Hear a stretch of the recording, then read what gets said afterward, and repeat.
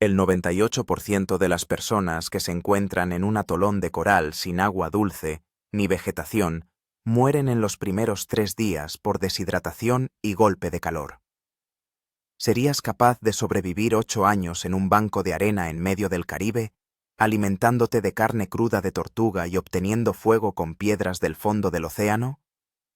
Parecía una mañana normal de marzo de 1526, cuando el capitán Pedro Serrano, de 32 años, despertó en su camarote del galeón español San Cristóbal, sin sospechar que en 6 horas se convertiría en el único superviviente de uno de los naufragios más terribles de la historia del Caribe. El barco zarpó de La Habana con destino a Cartagena, cargado de oro y plata de la Nueva España. A bordo viajaban 42 tripulantes y 8 pasajeros, conquistadores que regresaban a casa con riquezas coloniales. Pedro llevaba 5 años al mando del barco y era considerado uno de los mejores marinos de la flota española. «Capitán», informó el piloto Diego Vázquez al entrar en el camarote. «El viento arrecia desde el noreste. Se divisan nubes de tormenta». Pedro salió a cubierta y escrutó el horizonte. En efecto, desde el lado del océano abierto se acercaba una pared negra de nubes, presagio de una de esas tormentas caribeñas capaces de hundir cualquier navío. «¡Arriar las velas mayores!», ordenó. «¡Preparaos para la tormenta!». Pero lo que se desató sobre el San Cristóbal 2 horas después superó cualquier expectativa. Un viento huracanado hizo jirones las velas. Olas tan altas como edificios de 3 pisos se estrellaban contra la cubierta, arrastrando hombres y mercancías por la borda. «¡Capitán!», gritaba el contramaestre Rodrigo, aferrándose a la jarcia. «El barco hace agua. La sentina se inunda». Pedro comprendió que la nave estaba condenada. En algún lugar, bajo las agitadas aguas, se escondían arrecifes submarinos contra los que los barcos se hacían trizas. Un solo golpe contra un arrecife de coral, y en el casco del San Cristóbal se abrió un agujero del tamaño de un hombre. «¡Lanzar los botes!», gritó, pero las olas ya habían barrido las chalupas por la borda. «Sálvese quien pueda», bramó Pedro, quitándose la pesada chaqueta y las botas. «¡Que Dios nos ampare a todos!». El barco comenzó a hundirse de popa. Pedro saltó a las turbulentas aguas del Caribe, sin saber que no volvería a ver a ninguno de los tripulantes con vida. Las 4 horas siguientes fueron las peores de su vida. Olas gigantescas lo zarandeaban como a una astilla, elevándolo a alturas inverosímiles y sumergiéndolo en espumosos abismos entre montañas de agua. El agua salada le entraba a borbotones por la nariz y la boca. Los pulmones le ardían por la falta de aire. Pedro era un nadador consumado. De joven había buceado en busca de perlas en las costas de Andalucía. Pero la lucha contra el océano embravecido exigía un esfuerzo sobrehumano. Varias veces estuvo al borde de rendirse y dejarse hundir, pero cada vez recordaba a su esposa Catalina y a sus 2 hijos pequeños, que lo esperaban en Sevilla. Por ello se obligaba a seguir nadando, a luchar contra las olas, a aferrarse a los restos del naufragio. Al atardecer, la tormenta comenzó a amainar, y Pedro vio lo que le salvó la vida. Una estrecha franja de arena en medio del océano, un atolón de coral que apenas se elevaba sobre el agua, pero que representaba la única oportunidad de salvación. Reuniendo sus últimas fuerzas, nadó hacia la isla. Cuando sus pies, por fin, tocaron el fondo arenoso, Pedro cayó de rodillas y besó la tierra. «Te doy gracias, Señor», susurró, «por haberme concedido la vida». Pero la alegría fue prematura. Poniéndose de pie e inspeccionando su refugio, Pedro se horrorizó. La isla era una estrecha lengua de arena de no más de 8 kilómetros de largo y unos 300 metros de ancho en su punto más ancho. Ni un solo árbol, ni un solo arbusto, ni una sola brizna de hierba. Solo arena blanca de coral, bañada por las olas a ambos lados. Lo peor de todo, ni rastro de agua dulce. Pedro recorrió toda la isla en 2 horas, buscando desesperadamente al menos un charco de agua de lluvia. Nada. ¿Qué voy a beber?, le preguntó en voz alta al océano. ¿Qué voy a comer? El océano respondió con el estruendo de las olas que rompían contra los arrecifes de coral alrededor de la isla. Pedro pasó la primera noche tumbado en la arena, temblando de frío. Durante el día, el sol tropical castigaba sin piedad, calentando la arena hasta el punto de que era imposible caminar descalzo. Por la noche, la temperatura descendía, y el viento húmedo del océano calaba hasta los huesos. Al amanecer, tenía los labios agrietados por la sed, la lengua hinchada, y en los ojos le bailaban puntos negros. Los primeros síntomas de la deshidratación. Si no encuentro agua hoy, mañana moriré, se dijo a sí mismo. Y entonces vio la salvación. Una enorme tortuga marina salió a la arena con una dignidad pausada. Una tortuga verde de no menos de 100 kilos, que había venido a desovar en la orilla. Pedro se agazapó, observando cómo la tortuga cavaba un nido en la arena. Cuando terminó y se volvió hacia el mar, se abalanzó sobre ella. Volcar a la tortuga sobre su caparazón no fue tarea fácil. Se resistió con desesperación, golpeando con las aletas, intentando morder. Pero Pedro era un hombre desesperado, y la desesperación le daba fuerzas. Finalmente, la tortuga yacía boca arriba, agitando las aletas con impotencia. Pedro tenía un cuchillo, lo único que quedaba del equipo del barco. Hundió la hoja en el cuello de la tortuga y comenzó a beber su sangre. El sabor era horrible, salado, con un regusto metálico. Pero era un líquido, y le salvó la vida. La carne de tortuga la cortó en trozos y la extendió sobre la arena para que se secara al sol. El caparazón se convirtió en la primera vasija. En él podría recoger agua de lluvia, si es que llovía. Pero el mayor problema era el fuego. Sin fuego no podría cocinar la carne, calentarse por la noche ni enviar señales a los barcos que pasaran. En la isla no había ni una sola ramita que pudiera usarse para hacer fuego por fricción, ni hojas secas, ni hierba para yesca. Entonces Pedro recordó un viejo método marino. El fuego se podía obtener golpeando hierro contra pedernal. Él tenía un cuchillo de hierro. Necesitaba pedernal, una piedra dura que, al golpearla con hierro, produjera chispas. Pedro comenzó a explorar el fondo alrededor de la isla. Se sumergía a profundidad, palpaba los arrecifes de coral y buscaba entre ellos piedras comunes. El trabajo era agotador. El agua salada le quemaba los ojos, y algunos corales estaban cubiertos de protuberancias afiladas que le cortaban la piel. Al tercer día de búsqueda encontró lo que buscaba, un trozo de pedernal del tamaño de un puño, atrapado entre los corales a una profundidad de 4 metros. Ahora necesitaba yesca, algo seco que se encendiera fácilmente con una chispa. Pedro recogió algas secas, arrastradas a la orilla, y las desmenuzó entre sus manos hasta hacerlas polvo. El primer intento de hacer fuego fracasó, y el segundo, y el 10º. Solo al atardecer del 4.º día, una minúscula chispa cayó en la yesca de algas y se transformó en una brasa humeante. Pedro la avivó con cuidado, añadió algas secas, y, finalmente, apareció la primera y tímida llamita. ¡Fuego!, gritó, bailando alrededor de la fogata. ¡Tengo fuego! Esa noche, por primera vez en 5 días, comió comida caliente, carne de tortuga asada, y, por primera vez, no se congeló por el frío de la noche. Pero esto era solo el principio de sus pruebas. Dale Like, por su increíble inventiva. Pedro, ¿serías capaz de hacer fuego con piedras bajo el agua? Escribe en los comentarios qué harías en su lugar. Comparte esta historia con aquellos que valoran la fuerza del espíritu humano. Durante la primera semana en la isla, Pedro comprendió que su vida ahora obedecía a un ritmo estricto. El día, buscar comida, recolectar combustible para la fogata, mantener el fuego. La noche, dormir junto a la fogata, que no podía dejar apagar ni por un minuto. Las tortugas no llegaban todos los días. A veces pasaba una semana sin una sola visitante. En esos días, Pedro se alimentaba de cangrejos, moluscos, erizos de mar, todo lo que podía encontrar en los arrecifes durante la marea baja.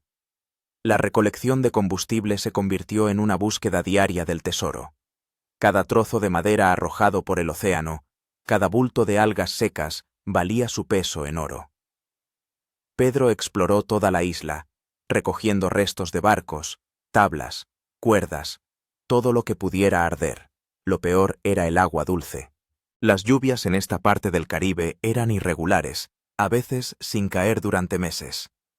Pedro aprendió a atrapar cada gota, colocando el caparazón y las vasijas de tortuga por toda la isla. En los períodos especialmente secos, tenía que beber sangre de tortuga y su propia orina. Sabía que era peligroso, pero no tenía elección. El calor era insoportable. Al mediodía, la temperatura de la arena alcanzaba los 60 grados Celsius. Estar en la superficie se volvía imposible.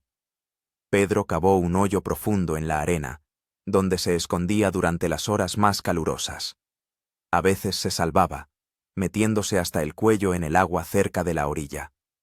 El sol le quemó la piel hasta dejarla negra. El cabello se decoloró y se volvió quebradizo como paja. Las uñas crecían y se rompían, convirtiéndose en garras. Después de un mes de vida en la isla, Pedro casi había perdido su apariencia humana. Quemado por el sol y demacrado, con el pelo y la barba largos, se parecía más a una bestia salvaje que al capitán de la flota española. Pero peor que los sufrimientos físicos, era la tortura psicológica de la soledad. Día tras día, semana tras semana. Solo arena, agua y sus propios pensamientos. Pedro empezó a hablar consigo mismo para no olvidar el habla humana. Les contaba a los cangrejos sobre sus aventuras. Les recitaba oraciones a las tortugas. Cantaba canciones marinas a las olas. Llevaba la cuenta de los días, haciendo muescas en un trozo de madera. Cada séptima muesca era más larga. Así marcaba las semanas. Al final del primer año, había 52 muescas largas en la madera. Los peores momentos llegaban por la noche, cuando la fogata se convertía en brasas humeantes y el océano se llenaba de sonidos siniestros.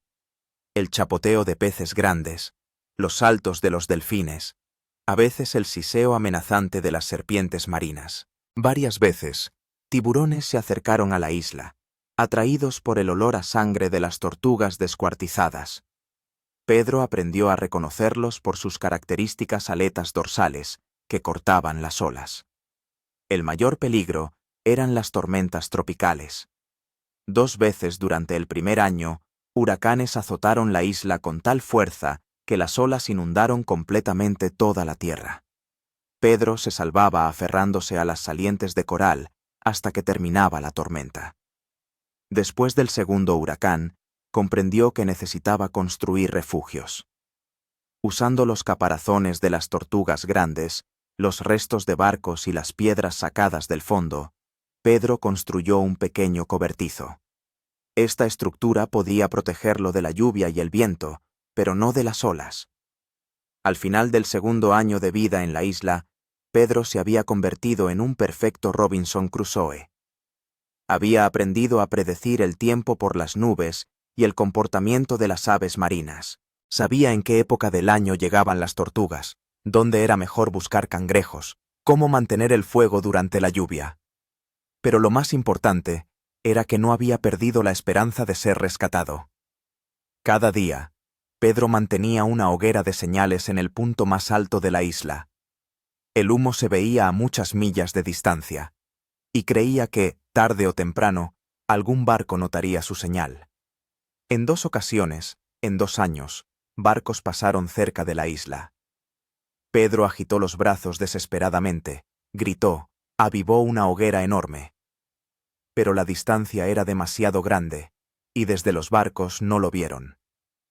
Después del segundo barco que pasó de largo, sin advertir sus señales, Pedro lloró por primera vez durante todo el tiempo que había estado en la isla. se tendió sobre la arena y sollozó como un niño, comprendiendo que podría pasar allí el resto de su vida. Pero las lágrimas se secaron y volvió a levantarse. De nuevo encendió la hoguera. De nuevo comenzó a prepararse para un nuevo día de supervivencia. Porque rendirse no era una opción. En algún lugar de Sevilla lo esperaban su mujer y sus hijos. Ellos creían que estaba vivo y no tenía derecho a fallarles. «Volveré a casa», les decía a las solas cada mañana. «Lo juro por la Santa Virgen, volveré a casa». Y se preparaba para su tercer año de vida en la isla de Coral, en medio del mar Caribe. El tercer año marcó un punto de inflexión en su odisea. El organismo se había adaptado por completo a las condiciones extremas, la psique se había resignado a la soledad, y las habilidades de supervivencia habían alcanzado la perfección. Pero el acontecimiento más importante ocurrió al final del tercer año. Un día cualquiera, mientras Pedro recogía cangrejos en el arrecife, vio un punto oscuro en el océano. Al principio pensó que era un delfín o un pez grande, pero el punto se acercaba a la isla y se movía demasiado lentamente para ser un animal marino. Era un hombre, otro náufrago que, como Pedro hacía 3 años, nadaba hacia el único pedazo de tierra en el océano. Pedro se lanzó al agua y nadó a su encuentro. Cuando se acercó, vio a un hombre demacrado, de unos 40 años, que con las últimas fuerzas trabajaba con los brazos, tratando de llegar a la isla. «¡Aguanta, amigo!», gritó Pedro en español. «Te ayudaré». El desconocido levantó la cabeza, vio a su Salvador y lloró de alivio. «Gracias, a la Santa Virgen», exhaló. Creía que no llegaría. Pedro lo ayudó a llegar a la orilla, donde el desconocido cayó sobre la arena, exhausto. «¿Cómo te llamas?», preguntó Pedro, dándole de beber sangre de tortuga. «Juan Méndez, marinero del galeón Santa María. El barco naufragó contra los arrecifes hace 2 días». «Pues yo soy Pedro Cirano, capitán del San Cristóbal. Llevo aquí 3 años». Juan lo miró con asombro. «¿3 años? ¿En esta isla? ¿Cómo has sobrevivido?». Pedro sonrió. «Uno aprende. Lo principal es no perder la esperanza». La llegada de un compañero cambió radicalmente la vida en la isla. Ahora podían dividirse las tareas. Uno mantenía el fuego, el otro conseguía comida. Uno recogía combustible, el otro vigilaba la hoguera de señales. Pero lo más importante es que había alguien con quien hablar. Después de 3 años de soledad, Pedro hablaba sin parar, contándole a Juan sus aventuras, las formas de sobrevivir, cómo no volverse loco en el aislamiento. Juan resultó ser un buen compañero, un joven andaluz con un buen carácter y un espíritu optimista. Juntos, les era mucho más fácil soportar las dificultades de la vida en la isla. Construyeron un refugio más espacioso, establecieron un sistema de almacenamiento de agua dulce, crearon reservas de carne seca para los momentos de tormenta. «¿Sabes, Pedro?», dijo Juan al mes de vivir juntos, «creo que nos encontrarán, seguro». 2. Ya no es un ermitaño solitario, es un asentamiento. Pedro asintió, pero en el fondo dudaba. Demasiados barcos habían pasado de largo durante 3 años sin ver sus señales. Pero Juan tenía razón. Un buen día del 4.º año, el primero para Juan, apareció una vela en el horizonte. El barco se dirigía directamente a la isla, habiendo visto claramente el humo de su hoguera de señales. «¡Un barco!», gritaba Juan, saltando de alegría. «¡Nos rescatan!». Pedro miraba al galeón que se acercaba con sentimientos encontrados. La alegría del rescate luchaba con una extraña tristeza al separarse de la isla, que se había convertido en su hogar. 4 años de vida allí lo habían cambiado por completo. Se había convertido en otra persona, más resistente, más sabia, más valoradora de las simples alegrías de la vida. Cuando la lancha llegó a la orilla, los marineros españoles miraron con asombro a 2 salvajes con el pelo largo, la piel negra por el sol y los ojos brillantes de alegría. «Bienvenidos a bordo», dijo el capitán del barco. Están a salvo.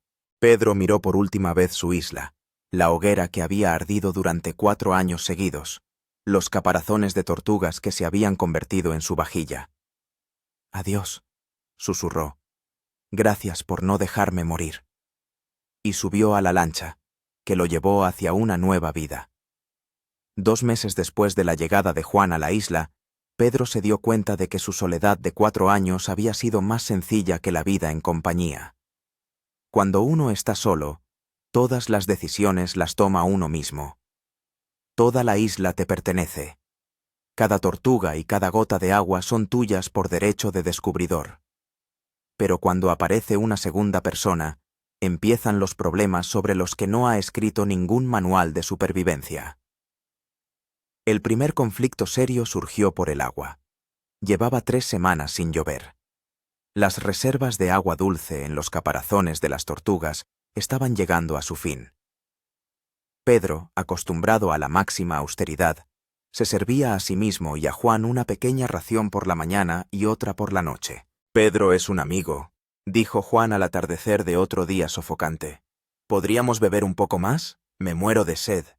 «Si bebemos más hoy, mañana no tendremos nada que beber», respondió Pedro, midiendo el agua con precisión de boticario. «Pero puede que mañana llueva, o puede que no llueva en un mes. Llevo aquí 4 años. Conozco el clima local mejor que tú».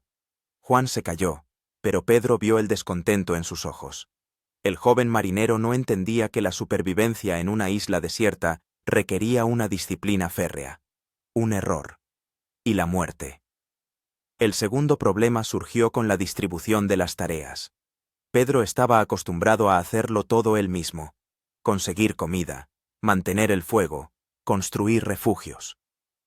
Juan intentaba ayudar, pero su inexperiencia a menudo causaba problemas. Una mañana, Pedro se despertó y descubrió que la hoguera de señales, que había ardido sin interrupción durante 4 años, se había apagado.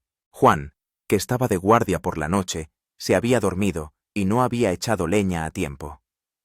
«¿Te das cuenta de lo que has hecho?», preguntó Pedro, conteniendo a duras penas su furia, mientras examinaba las brasas frías. «Este fuego ha estado ardiendo 4 años. 4 años. No he dejado que se apague ni un minuto».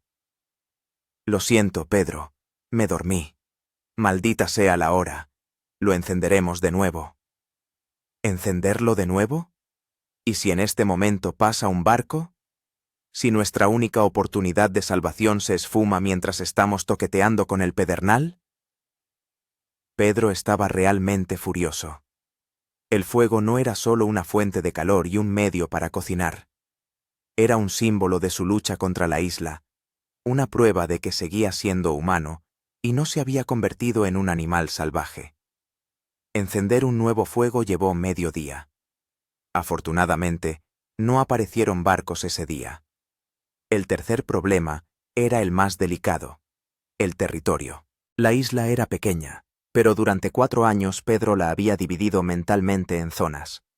Aquí dormía, aquí preparaba la comida, aquí hacía sus necesidades, aquí meditaba.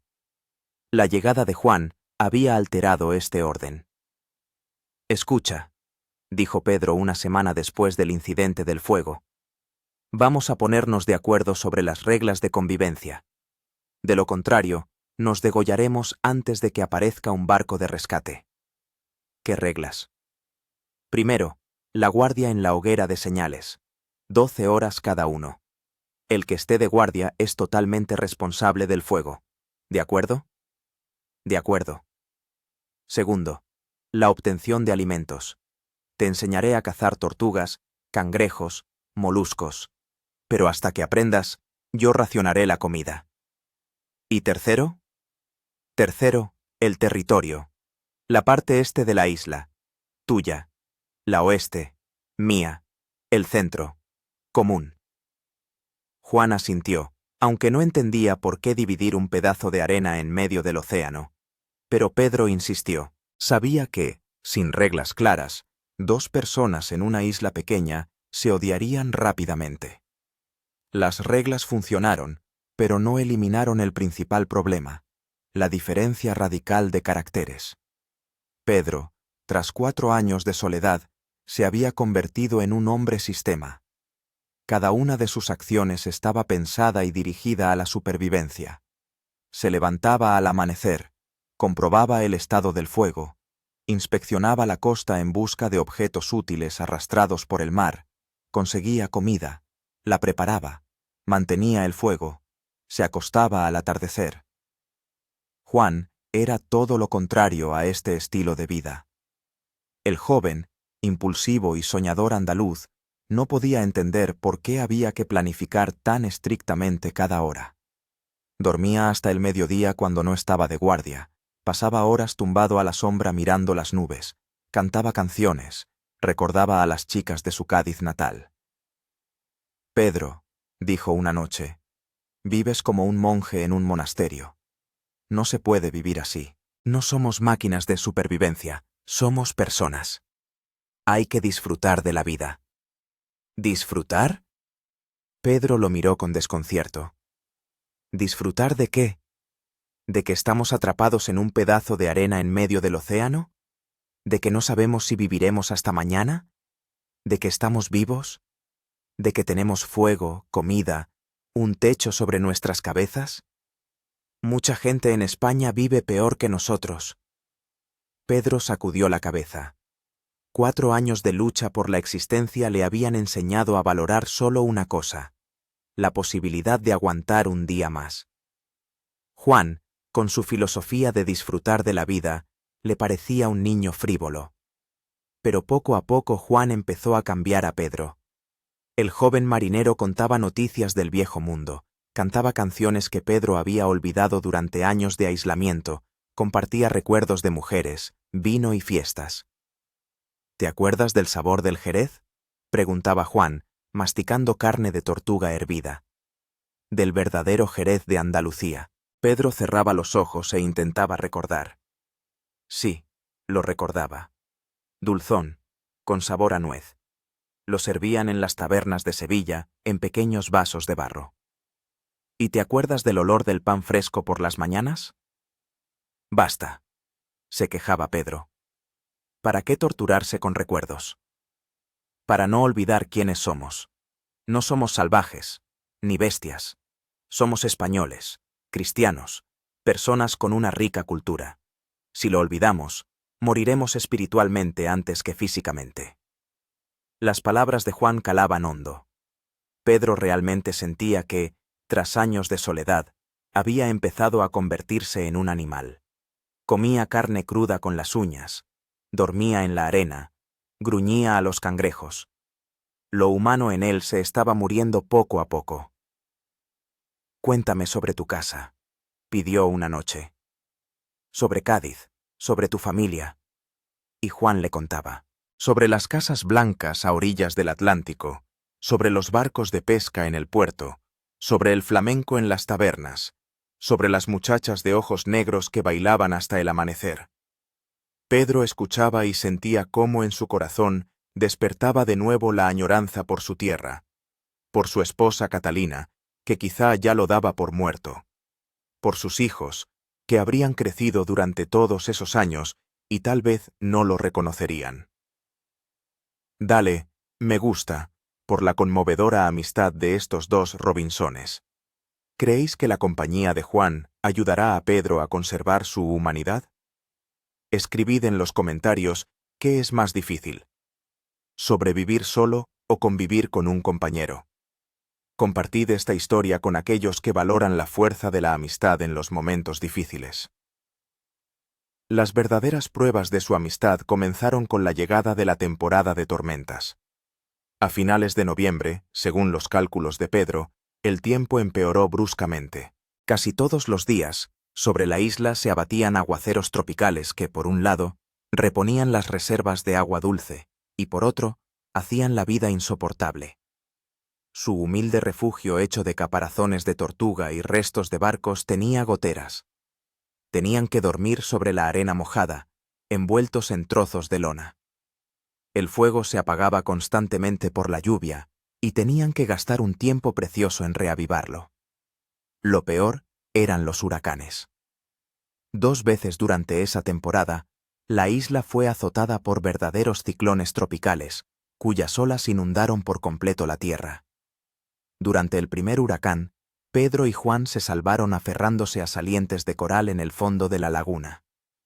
Pasaron varias horas bajo el agua, levantando la cabeza para respirar solo cuando pasaba una ola.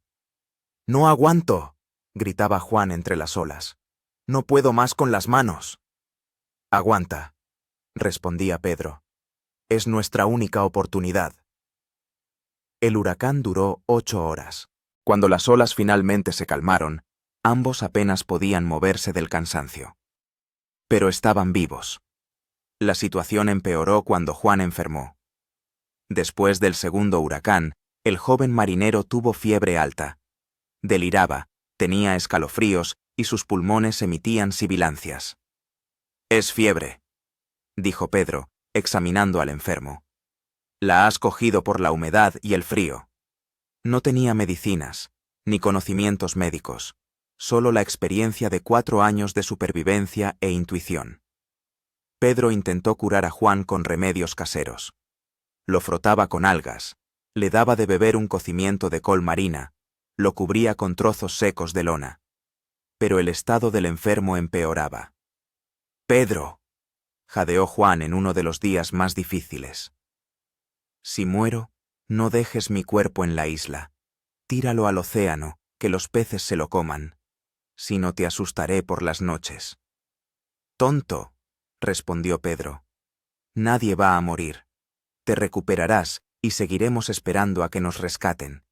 Pero él mismo no creía en sus palabras. Juan se debilitaba día tras día, apenas comía y pasaba la mayor parte del tiempo delirando.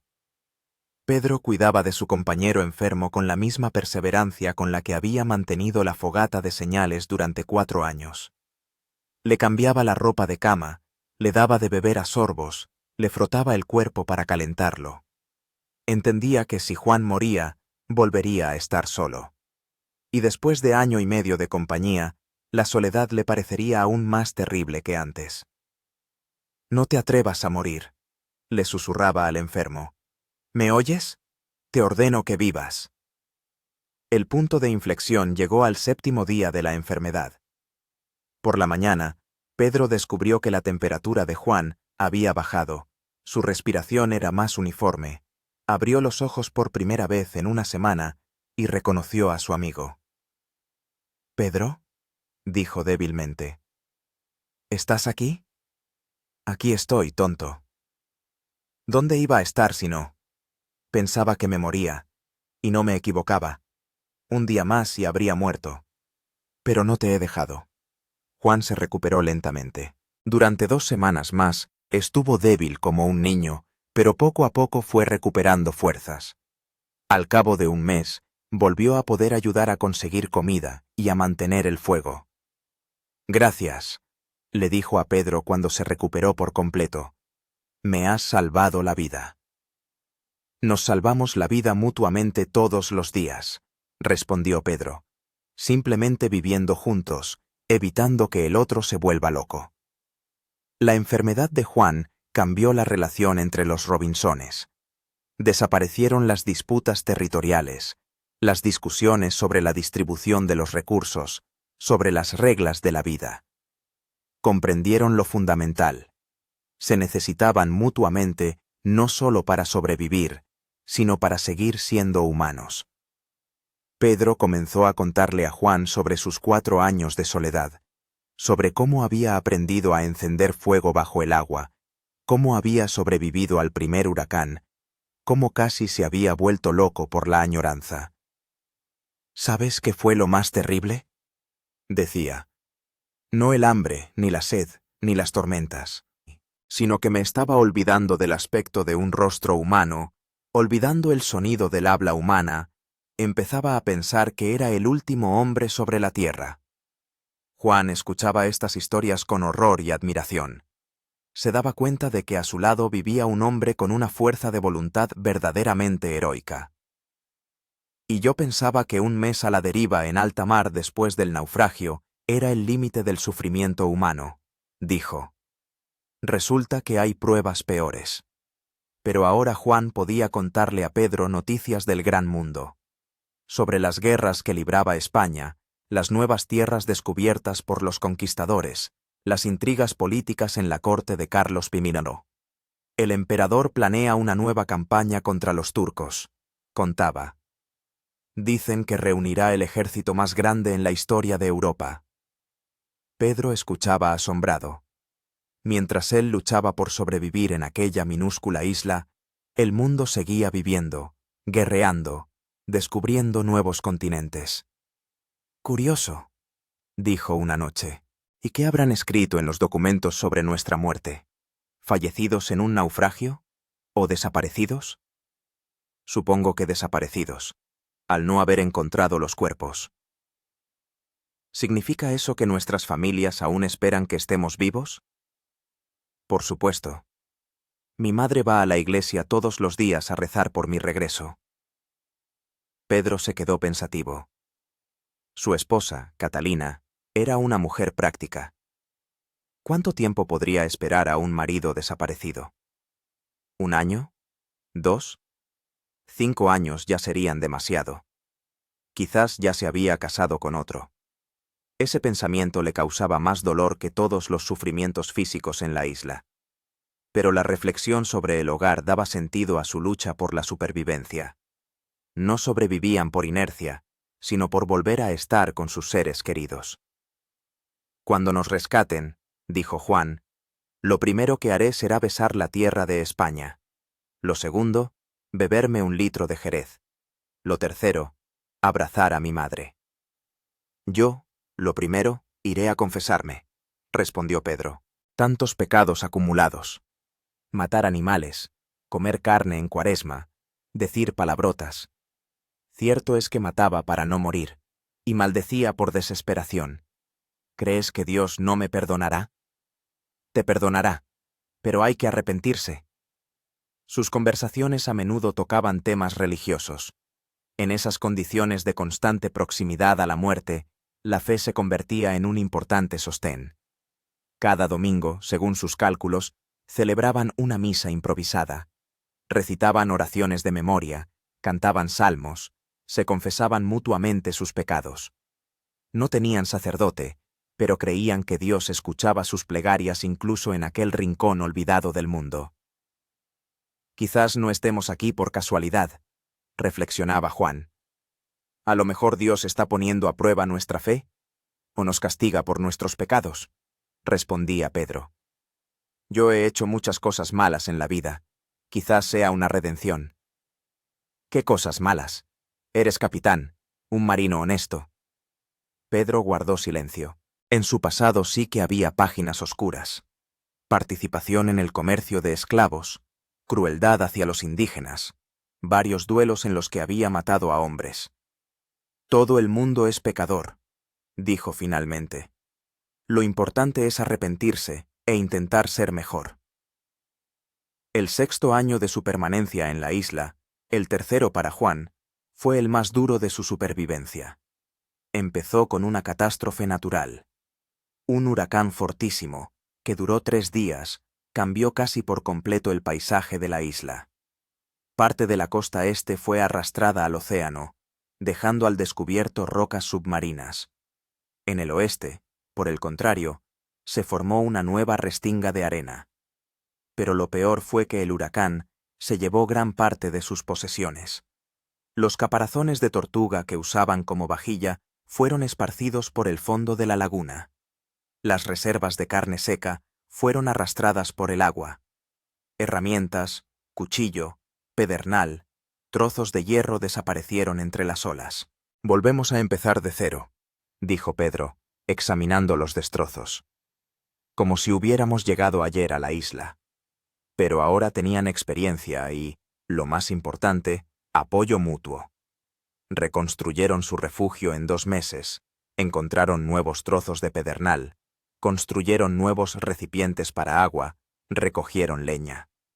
Sin embargo, la serie de desgracias continuó. En pleno período de sequía, casi dejaron de llegar tortugas a la isla, ya fuera porque cambiaron las corrientes marinas, o porque los animales encontraron otros lugares para desovar. El primer mes se alimentaron de cangrejos y moluscos. Al segundo mes añadieron algas y erizos de mar. Al tercer mes tuvieron que recurrir a una dieta de hambruna. Un cangrejo al día para los dos, un puñado de moluscos, un manojo de algas. Nos estamos muriendo de hambre, constató Juan, contemplando sus propias costillas, que sobresalían bajo la piel. No nos estamos muriendo, replicó Pedro, aunque él también sentía debilidad. Adelgazamos, que es diferente. La salvación llegó de forma inesperada. Un día, la marea arrojó a la playa el cadáver de un delfín. Joven, de unos 40 kilos.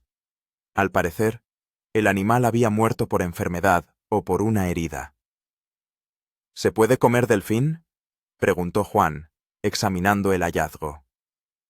En la Biblia dice que del mar todo es limpio, respondió Pedro. Y de todos modos, no tenemos otra opción. La carne de delfín resultó ser dura y no muy sabrosa, pero nutritiva. La ahumaron a fuego lento, estirando la reserva durante un mes. «¿Sabes?», dijo Juan, masticando un trozo de delfín ahumado. «Pero si ya no somos personas. Somos otra clase de criaturas. Comemos carroña, bebemos agua de lluvia, vivimos en un agujero de arena». Pedro miró atentamente a su compañero. En verdad, en esos 3 años de convivencia, habían cambiado hasta hacerse irreconocibles. La piel se había oscurecido y endurecido por el sol y el viento salado. El pelo les había crecido hasta los hombros, la barba hasta el pecho. Las uñas se habían convertido en garras. La ropa se había desintegrado, y andaban desnudos, cubiertos con trozos de lona. «Somos personas», dijo Pedro con firmeza. «Hablamos, pensamos, rezamos a Dios, y la apariencia no es lo importante. Pero si nos encuentran, no nos reconocerán. Parecemos salvajes del nuevo mundo. Entonces, demostremos que somos cristianos. Recitemos el Padre Nuestro, cantemos el Te Deum, digamos los nombres de los reyes de España». Juan asintió, pero las palabras de su compañero hicieron reflexionar a Pedro. En efecto, habían cambiado mucho, no solo por fuera, sino también por dentro. 4 años de soledad, más 3 años con un compañero, lo habían transformado en una persona completamente distinta. Aquel Pedro Serrano que comandaba el galeón en San Cristóbal era un capitán ambicioso que soñaba con riqueza y gloria. El Pedro actual era un sabio ermitaño para quien la propia vida era el valor supremo. «Juan», dijo una noche, «¿no te arrepientes de haber venido a parar aquí?» «¿Cómo que si me arrepiento?» «Claro que me arrepiento. Quiero volver a casa, con mi familia. Pero mira todo lo que hemos aprendido. A sobrevivir en cualquier condición, a contentarnos con poco, a valorar la amistad, a entender la naturaleza. En el mundo civilizado la gente pasa toda una vida aprendiendo estas cosas, y nosotros las hemos dominado en unos pocos años. Un precio caro por el conocimiento. ¿Pero qué conocimiento? Ahora sabemos lo que es la verdadera vida. No la persecución del oro y los cargos, sino la simple alegría de un trago de agua, un pedazo de comida, una hoguera cálida. Juan miraba a Pedro con asombro. A veces, su compañero decía cosas que podrían haber pronunciado monjes ascetas o sabios orientales. «Entonces, ¿no quieres volver a casa?» «Sí, quiero. Pero ya no soy el mismo que se irá de aquí, y quizás sea para bien». El 7º año de su vida en la isla quedó marcado por un acontecimiento importante. Vieron a otras personas por primera vez. Un día claro, apareció en el horizonte una vela desconocida de un barco mercante, y luego toda una flotilla. 10 navíos bajo banderas españolas navegaban en dirección al islote. «¡Una escuadra!», gritó Juan, agitando un trozo de vela. «¡Una escuadra militar! ¡Seguro que nos ven!». Pedro avivó la mayor fogata en todos sus años en la isla. Una columna de humo negro se elevaba en el aire calmo, visible a muchas leguas. El buque insignia cambió de rumbo y se dirigió hacia la isla, mientras el resto de la flota quedaba a la deriva, esperando al comandante. ¡Nos rescatan!, bailaba Juan en la orilla. ¡Por fin nos rescatan! Pero Pedro observaba el barco que se acercaba con sentimientos encontrados. La alegría del rescate luchaba en su interior con una extraña tristeza por la despedida del lugar que se había convertido en su hogar durante 7 años. Cuando la chalupa atracó en la playa, los marineros españoles contemplaron con asombro a 2 salvajes que estaban de pie en la arena y gritaban algo en español. «¿Quiénes sois?», preguntó el oficial al mando de la chalupa. «Pedro Serrano, capitán del galeón San Cristóbal», respondió Pedro. «Y este es Juan Méndez, marinero de la Santa María. Somos náufragos. ¿Cuánto tiempo lleváis aquí?» «Yo, 7 años. Él, 4». El oficial negó con la cabeza incrédulo. Era difícil creer que aquellos salvajes morenos, cubiertos de pelo y quemados por el sol, fueran cristianos españoles. «Demostrad que sois españoles», exigió. Pedro entonó el Te Deum, un himno católico solemne. Juan se unió a él. Sus voces, roncas por el viento salado, resonaron sobre la isla, alabando a Dios y agradeciendo el rescate. Los marineros se quitaron los sombreros. Solo verdaderos cristianos podían cantar himnos sagrados de esa manera. «Bienvenidos a bordo», dijo el oficial. «El almirante estará encantado de conoceros». Pedro se volvió por última vez, mirando la isla. La hoguera aún humeaba en el lugar donde había ardido durante 7 años. Conchas y restos de tortugas blanqueaban en la orilla. El arrecife de coral, que se había convertido en su hogar, se perdía lentamente tras la popa del barco. «Adiós», susurró. «Gracias por enseñarme la vida». Y dio un paso hacia el nuevo destino que le esperaba en el gran mundo. El almirante Donaldo Baruda Mendoza, comandante de la escuadra que se dirigía de Cartagena a Sevilla con un cargamento de oro colonial, era un hombre experimentado. En sus 30 años de servicio en la Real Armada había visto mucho. Batallas navales contra piratas, tormentas en el Atlántico, rebeliones de indígenas en el Nuevo Mundo.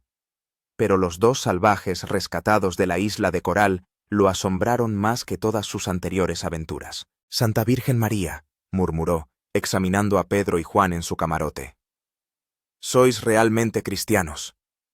Pedro y Juan estaban de pie frente al almirante, envueltos en chaquetas de marinero que les habían dado por lástima. Su piel negra, curtida por el sol, su pelo largo y enmarañado, sus garras en lugar de uñas, y su mirada salvaje los hacían parecer caníbales caribeños, no súbditos de la corona española. «Sí, Su Excelencia», respondió Pedro, tratando de recordar las reglas del protocolo palaciego. «Soy Pedro Serrano, capitán de Su Majestad Católica, hijo de Diego Serrano de Sevilla, nieto de...» «Suficiente», interrumpió el almirante.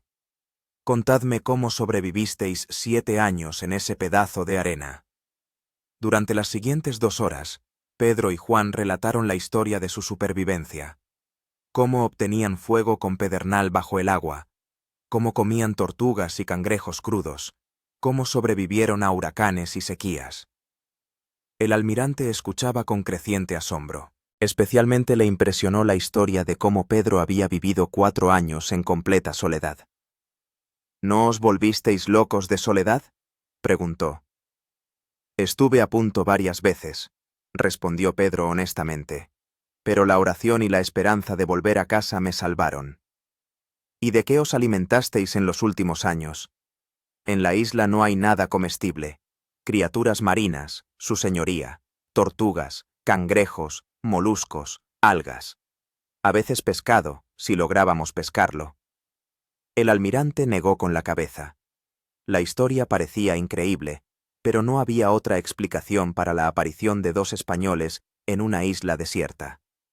«Bien», dijo, «viajarán con nosotros a Sevilla. Allí decidirán qué hacer con ustedes». Los primeros días en el barco fueron un verdadero shock para los antiguos náufragos. Lo que a otras personas les parecía normal, para ellos era un milagro de la civilización. Pan. Pedro sostenía un trozo de bizcocho de barco y no podía creerlo. Esto es comida preparada. No hay que cazar, matar, descuartizar, cocinar al fuego. Simplemente lo tomas y te lo comes. He olvidado el sabor del pan, le decía a Juan, mascando el bizcocho con lágrimas en los ojos. Llevo 7 años sin comer pan. El agua dulce del barril les parecía un néctar divino. En la isla recogían cada gota de lluvia. Ahorraban agua como si fuera oro. Y aquí se podía beber toda la que quisieran. La ropa fue otra revelación. Pedro había olvidado lo que era llevar una camisa, pantalones, zapatos. La tela le parecía antinatural, que le restringía los movimientos. ¿Cómo lleva la gente todo esto?, le preguntaba a Juan, desabrochándose el cuello apretado. Me asfixio con estos trapos. Pero lo más difícil era la comunicación con otras personas. Después de años de aislamiento, Pedro y Juan se habían desacostumbrado a la sociedad humana. Les asustaban las voces fuertes. Se sobresaltaban ante los movimientos bruscos. No entendían las bromas ni las indirectas. Los marineros al principio se mantenían alejados de los extraños pasajeros. Comían con las manos, como animales. Dormían en las tablas desnudas de la cubierta. Temían los espacios cerrados. Una vez, Pedro salió corriendo en pánico de la cabina, porque le pareció que las paredes se estaban encogiendo. No son personas, susurraban los marineros. Son demonios con forma humana. Pero gradualmente la desconfianza se transformó en respeto. Cuando el barco se vio envuelto en una tormenta frente a las costas de Portugal, Pedro demostró ser un marino experimentado. Sentía el viento y las olas intuitivamente, predecía los cambios de tiempo por señales apenas perceptibles. Este hombre conoce el mar mejor que cualquiera de nosotros, le dijo el piloto al almirante. Lo siente como parte de sí mismo. Juan también sorprendió a la tripulación. El joven marinero, que había pasado 4 años luchando por sobrevivir, poseía una resistencia física increíble. Podía trabajar sin descanso todo el día, sin sentir cansancio. Pero el descubrimiento más importante les esperaba en las conversaciones con otros pasajeros, nobles y comerciantes que regresaban de las colonias. ¿Qué hay de nuevo en España?, le preguntó Pedro a uno de los hidalgos. ¿Cómo está el emperador Carlos? El noble lo miró sorprendido. ¿Qué Carlos? El emperador Carlos V murió hace 10 años. Ahora reina su hijo Felipe II. Pedro sintió un escalofrío. Carlos V había muerto. El mismo emperador al que había servido, que le había concedido el rango de capitán. ¿Y qué pasa con el Nuevo Mundo? ¿Cómo van las cosas en las colonias? Perú está conquistado por completo. Los incas han sido derrotados. México también está bajo nuestro control. El oro fluye hacia España en un flujo constante. ¿Y los turcos? ¿Siguen amenazando a Europa? Los turcos fueron derrotados en Lepanto hace 3 años. Don Juan de Austria destruyó su flota. Cada noticia era como un rayo. El mundo había cambiado hasta hacerse irreconocible mientras ellos luchaban por la vida en la isla Coral. Imperios nacían y morían, se libraban grandes batallas, se descubrían nuevas tierras, y ellos llevaban 7 años pescando cangrejos y recogiendo algas. Juan, le dijo Pedro a su compañero aquella noche, nos hemos perdido una época entera, hemos vuelto a otro mundo. Pero hemos vuelto vivos, respondió éste. Eso es lo importante. Después de un mes de navegación, la escuadra llegó a Sevilla. Cuando los barcos entraron en el puerto del Guadalquivir, Pedro estaba de pie en la cubierta y miraba su ciudad natal con lágrimas en los ojos. Sevilla había cambiado. La ciudad se había hecho más grande. En el muelle se estaban construyendo nuevos palacios y almacenes. El oro de América había transformado la vieja Andalucía. «Hogar», susurró Pedro. Por fin, hogar. Pero la alegría se vio ensombrecida por la inquietud. ¿Qué encontraría en casa? ¿Estarían vivas su esposa y sus hijos? ¿Lo habrían esperado todos estos años, o lo habrían enterrado hacía tiempo como a un muerto? El desembarco se convirtió en un auténtico espectáculo. La noticia del rescate de personas que habían vivido 7 años en una isla desierta se extendió por la ciudad con la velocidad del rayo. En el muelle se reunió una multitud de curiosos que querían ver a los modernos náufragos.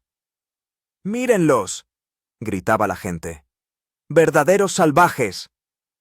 Dicen que son españoles. No puede ser. Son indios de América.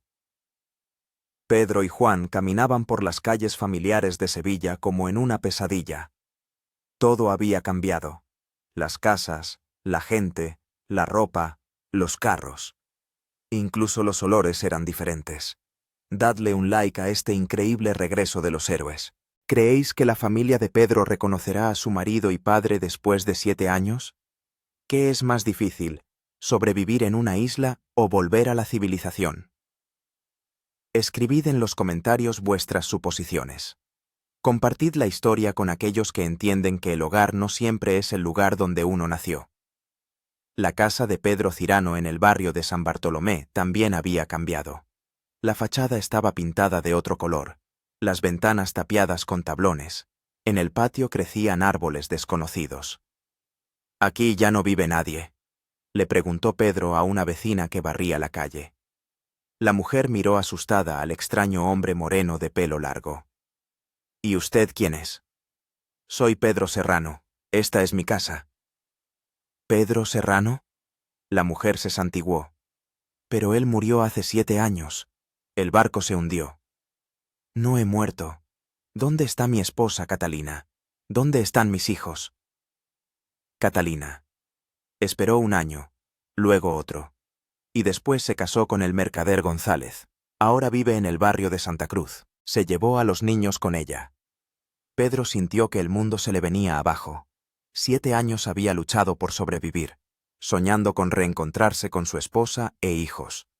Y ellos lo habían olvidado y habían formado una nueva familia. «¿Dónde puedo encontrar a la señora Catalina?», preguntó, esforzándose por hablar con calma. «En la calle Mateos, número 12. Pero mejor no vaya allí. Ahora es otra mujer». Pedro y Juan caminaron lentamente por las calles de Sevilla hacia la casa donde ahora vivía su familia. Cada paso le costaba un mundo, no por cansancio, sino por dolor en el alma. «Quizás no deberías», dijo Juan en voz baja. «¿Para qué destruir su nueva vida?». «Son mis hijos», respondió Pedro. «Tengo derecho a verlos». La casa del mercader González era grande y opulenta. Las ventanas estaban iluminadas y desde el patio se oían voces de niños. La vida seguía su curso, sin sospechar que un fantasma del pasado se acercaba a la puerta. Pedro llamó. Abrió la puerta una sirvienta, una joven que se estremeció asustada al ver al extraño visitante. «Necesito ver a la señora Catalina», dijo. «¿Y usted quién es?». «Dile Pedro, simplemente Pedro». La muchacha corrió adentro. Al cabo de unos minutos, apareció en la puerta una mujer de unos 35 años, elegantemente vestida, con el cabello arreglado y ojos tranquilos. Era Catalina. Pero una Catalina muy diferente, no la joven que había dejado 7 años atrás.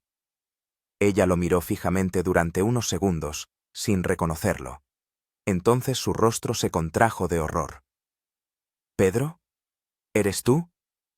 «Sí, Catalina. Soy yo». Ella lo examinó en silencio, negro, flaco, con el pelo y la barba largos, vestido con ropa ajena. En sus ojos no había alegría, solo miedo y desconcierto. «Pero tú estabas muerto», susurró. «Hace 7 años. El barco se hundió. Yo me salvé. Viví en una isla. Esperaba una oportunidad para volver a casa». «¿A casa?».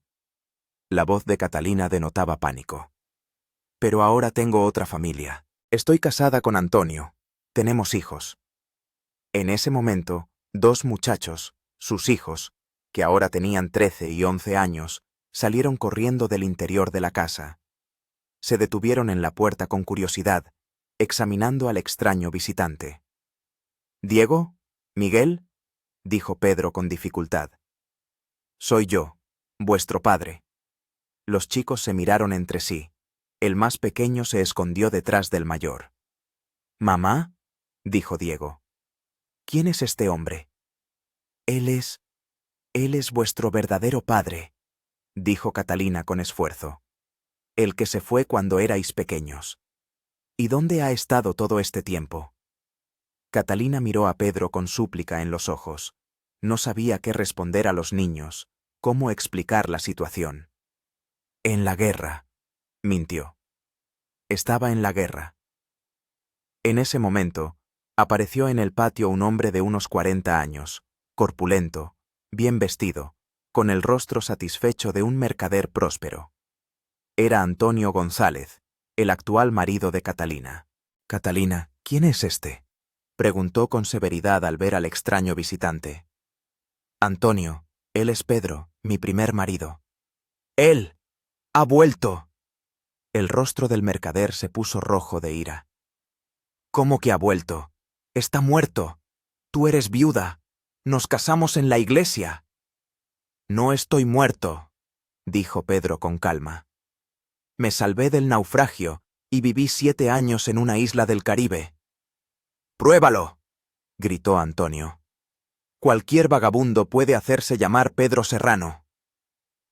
Pedro sacó del bolsillo una pequeña cruz con una cadena, lo único que le quedaba del barco. «Esta cruz me la dio Catalina el día de nuestra boda. ¿Recuerdas, querida?». Catalina reconoció la cruz y rompió a llorar. «Pedro, querido Pedro, ¿pero por qué has vuelto hasta ahora? Pensaba que estabas muerto. Esperé 2 años, luego me desesperé. No pude volver antes. La isla estaba lejos de las rutas marítimas. Un barco me rescató hace apenas 1 mes». Antonio se dio cuenta de que la situación era grave. Si este hombre era realmente Pedro Serrano, entonces el matrimonio con Catalina era nulo. Perdería a su esposa, su dote, su posición social. «Incluso si eres Pedro Serrano», dijo, «no puedes llevarte a Catalina. Nos hemos casado. Tenemos hijos». «Y yo tengo hijos de mi primer matrimonio», respondió Pedro, mirando a sus hijos, que se acurrucaban junto a su madre. Se había creado un punto muerto. Según el derecho canónico, Catalina era esposa de Pedro. El primer matrimonio tenía prioridad. Pero, de hecho, había vivido con otro hombre durante 7 años y había tenido hijos con él. «¿Qué vamos a hacer ahora, Dios mío?», lloraba Catalina. «Tengo 2 maridos. Es pecado». «Lo decidirá el tribunal eclesiástico», dijo Pedro. «Mientras tanto, solo quiero ver a mis hijos». Pero los niños no querían relacionarse con aquel extraño que decía ser su padre. Durante 7 años se habían acostumbrado a Antonio. Lo consideraban su verdadero padre. «No le conocemos, señor», dijo el hijo mayor con cortesía. «Nuestro padre es don Antonio». Esas palabras causaron a Pedro más dolor que todos los sufrimientos físicos en la isla. Los niños lo habían olvidado, lo habían rechazado, habían elegido a otro padre. «Vete», dijo Antonio en voz baja. «No destruyas nuestra familia. Búscate otra esposa». «Catalina es mi esposa», repitió Pedro, obstinadamente. «Y estos son mis hijos. Eran tuyos hace 7 años. Ahora son nuestros». Pedro comprendió que se encontraba en una situación sin salida. Desde un punto de vista formal y legal, tenía derecho a su esposa e hijos. Pero, en realidad, no lo conocían, no lo amaban, le temían. ¿De qué servía un derecho que causaba sufrimiento a todos? «Bien», dijo finalmente, «no voy a destruir vuestra familia. Pero quiero ver a los chicos de vez en cuando. Son mis hijos, pase lo que pase». Catalina asintió entre lágrimas. «Por supuesto. Ven los domingos, después de misa. Pedro se dio la vuelta y se alejó de la casa que una vez había sido su hogar. Juan caminaba a su lado en silencio, comprendiendo el dolor de su amigo. «¿Sabes qué es lo peor?», dijo Pedro cuando se habían alejado a una distancia prudencial. «Que en la isla soñaba con volver a casa. Y ahora lo entiendo. Ya no hay un hogar. Solo quedan recuerdos. ¿Qué vas a hacer?». «No lo sé. Empezar de nuevo, supongo». Se detuvieron en una taberna barata a las afueras de la ciudad. El dueño miraba con desconfianza a los extraños huéspedes, pero el dinero que les había dado el almirante hablaba por sí solo. «¿De dónde son ustedes, señores?», preguntó, mientras les servía pan y vino. «De lejos», respondió Pedro, «muy lejos». Esa noche, tendido en el duro jergón de paja, Pedro pensaba en las paradojas del destino. 7 años había luchado por sobrevivir, soñando con regresar. Y había regresado a un mundo que no lo esperaba. En la isla todo era sencillo: sobrevivir o morir. En la sociedad civilizada todo era complejo: leyes, tradiciones, intereses ajenos, dilemas morales.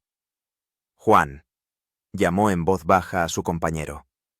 «¿Qué? ¿Tú no echas de menos la isla?». Juan guardó silencio, meditando su respuesta. «Sabes, sí. Allí era duro, pero honesto. Aquí es fácil, pero falso.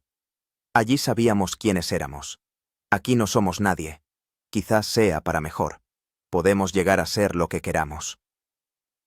Al día siguiente se dirigieron a las autoridades eclesiásticas para registrar oficialmente su regreso. El archidiácono los interrogó largamente sobre las circunstancias de su rescate, exigiendo pruebas de su identidad. «Es una historia increíble», dijo. 7 años en una isla desierta.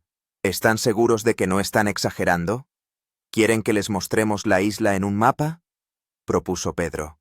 «Y les contaremos detalles que solo conoce alguien que ha vivido allí». Tras largas deliberaciones, la Iglesia reconoció sus identidades y les expidió certificados que acreditaban que Pedro Serrano y Juan Méndez habían regresado realmente del cautiverio de los elementos. «¿Y qué pasa con mi matrimonio?», preguntó Pedro. «Mi esposa se casó con otro, creyéndome muerto». «Es un caso complicado», reconoció el archidiácono. «Habría que convocar un tribunal eclesiástico, pero eso podría llevar meses. Mientras tanto, vivan como puedan, Dios proveerá». Al salir de la diócesis, los amigos se encontraron en la calle, literal y figuradamente. No tenían ni casa, ni familia, ni trabajo. Solo el dinero del almirante, suficiente para unos meses de vida modesta. «¿Qué vamos a hacer?», preguntó Juan. «Soy marinero», respondió Pedro. «Entraré en la marina. Quizás me den el mando de un barco». Pero en el departamento naval les esperaba una decepción. Los funcionarios miraban con desconfianza a los antiguos náufragos, dudando de su aptitud profesional. «7 años en una isla son una gran pausa en la carrera», dijo uno de los empleados.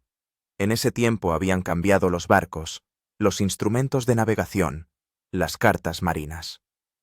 «Pero soy un capitán experimentado», replicó Pedro. «He navegado durante 20 años». Navegó hace 20 años. ¿Y qué sabe hacer ahora? En realidad, ¿qué sabía hacer? Hacer fuego con pedernal, pescar cangrejos con las manos, comer carne cruda, dormir en la arena. Habilidades inútiles en el mundo civilizado. «Les contrataremos como contramaestres en barcos mercantes», propusieron al final. «Veremos cómo se las arreglan». De capitán de la Real Armada a simple contramaestre de un barco mercante. Tal era el precio de 7 años pasados fuera de la civilización. Juan encontró trabajo en el puerto, cargando y descargando barcos. Físicamente era más fuerte que cualquier marinero, pero le pagaban como a un obrero no cualificado. «Nos hemos convertido en parias», le dijo a Pedro una semana después de empezar esa vida. «Demasiado salvajes para la sociedad, demasiado civilizados para la salvajada». «Pero estamos vivos», respondió Pedro, «y somos libres». ¿Libres? ¿De qué? No tenemos ni familia, ni casa, ni posición en la sociedad, pero tenemos una experiencia que no tiene nadie en el mundo. Conocemos el valor de la vida. Los primeros meses en Sevilla fueron los más duros de todo el tiempo después de la isla. Pedro y Juan trabajaban en trabajos serviles, vivían en hospedajes baratos, se alimentaban de sobras. Pero poco a poco se fueron adaptando. Pedro recuperó sus habilidades marítimas y consiguió un puesto de segundo de a bordo en un galeón mercante. Juan ingresó en la Guardia Municipal. Su experiencia de supervivencia le fue útil para patrullar zonas peligrosas. Lo más importante es que no perdieron el contacto. Todos los sábados se reunían en la taberna El Ancla Dorada y compartían las noticias de la semana. ¿Cómo va con la familia?, preguntaba Juan. Veo a los chicos una vez a la semana, respondía Pedro. Poco a poco se van acostumbrando a mí. Los más pequeños ya no se esconden cuando llego. Y Catalina, nos hemos convertido en extraños. Ha pasado demasiada agua bajo el puente. ¿El juicio eclesiástico resolvió algo? Aún se dilata. Dicen que no ha habido un precedente así en la historia de la Iglesia. Ha pasado un año. Pedro obtuvo el mando de un pequeño navío mercante que transportaba mercancías entre Sevilla y las Islas Canarias. Juan ascendió a sargento de la Guardia Urbana. Su historia se convirtió en leyenda. En las tabernas se contaba la historia de dos marineros que habían vivido años en la deshabitada isla de Ugem. Se escribía en las crónicas, se transmitía de boca en boca. «Sois famosos», les dijo un día un mercader conocido. «Toda España habla de vosotros». «¿Y qué dicen?», preguntó Juan. «Que sois héroes, que habéis demostrado la fuerza del espíritu humano». Pedro sonrió con ironía. «No somos héroes, solo queríamos vivir. En eso está el heroísmo». Hacia finales del segundo año después de su regreso, la vida de Pedro por fin se encauzó. El tribunal eclesiástico declaró nulo su primer matrimonio debido a su prolongada ausencia y permitió a Catalina permanecer con su actual marido. «Eso quiere decir que eres libre», dijo Juan. «Puedes casarte de nuevo». «¿Con quién? ¿Quién querrá a un marinero de 40 años con semejante historial?» «Ya encontrarás. Eres un hombre interesante». Y, en efecto, la encontró. Inés de Rojas, una viuda boticaria de 30 años, una mujer inteligente y bondadosa que no se asustó por la extraña historia de Pedro. «Me gustan las personas poco comunes», dijo cuando él le contó lo de los 7 años en la isla. «Los hombres corrientes son aburridos». Se casaron en otoño de 1542. La boda fue modesta, pero alegre. Juan fue el padrino, y el único regalo de los viejos amigos fue un trozo de coral de su isla. El almirante lo había traído de su siguiente viaje. «Ahora tienes un hogar», dijo Juan en la boda. «Sí», respondió Pedro, «por fin tengo un hogar». Pero a veces, mientras observaba el océano desde la cubierta de su barco, recordaba la pequeña isla de coral donde había vivido 7 años. Recordaba el fuego que ardía sin interrupción, los caparazones de tortuga que servían de vajilla, la sencilla alegría de un trozo de comida y un trago de agua. Allí la vida era dura, pero honesta. Aquí era fácil, pero compleja. ¿Qué vida es mejor?, se preguntaba, y no lograba encontrar una respuesta. El punto crítico en la vida de Pedro Serrano llegó 3 años después de regresar de la isla, cuando al puerto de Sevilla arribó un galeón real con un mensaje urgente de su católica majestad Felipe II. Fue en marzo de 1546. Pedro estaba al mando del navío mercante Santa Isabel, realizando otro viaje a las Islas Canarias, cuando fue llamado al almirantazgo por un asunto urgente de importancia estatal. «Capitán Serrano», dijo el almirante don Luis de Riquerens, recibiendo a Pedro en su despacho. «Su Majestad desea reunirse con usted personalmente». Pedro se sorprendió. En los 3 años transcurridos desde su regreso, se había labrado una reputación como capitán experimentado y fiable, pero una audiencia real era otra cosa. ¿Con qué motivo, vuestra merced? Su Majestad planea una nueva expedición al Océano Pacífico. En la búsqueda de islas ricas en oro y especias, se necesitan capitanes que sepan sobrevivir en condiciones extremas. Pero soy un capitán mercante, no un explorador. Usted es un hombre que ha vivido 7 años en una isla deshabitada. No hay nadie en el imperio con una experiencia semejante. Una semana después, Pedro se encontraba en el salón del trono del Palacio del Alcázar de Sevilla, ante el rey Felipe II, el joven monarca de 39 años que había heredado un vasto imperio de su padre, Carlos I. Capitán Serrano, dijo el rey, examinando atentamente al peculiar visitante. Hemos oído historias asombrosas sobre su supervivencia en la isla de Coral. ¿Es verdad, vuestra majestad? Cuéntenos los detalles. ¿Cómo puede un hombre vivir 7 años sin civilización?